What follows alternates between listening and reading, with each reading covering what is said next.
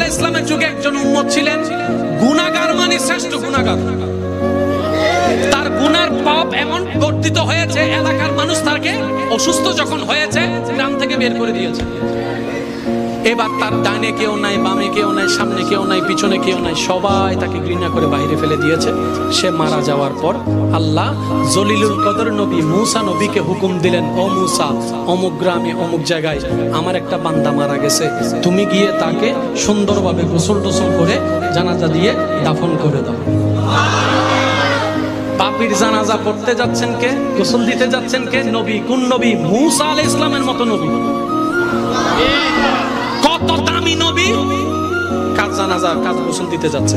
এবার উনি যখন ওখানে গেছে, যাওয়ার পরে সবার থেকে শুনতেছেন, হুজুর কেন আসলেন? অমুক জায়গায় নাকি একটা মান্দা মারা গেছে, ওর গোসল।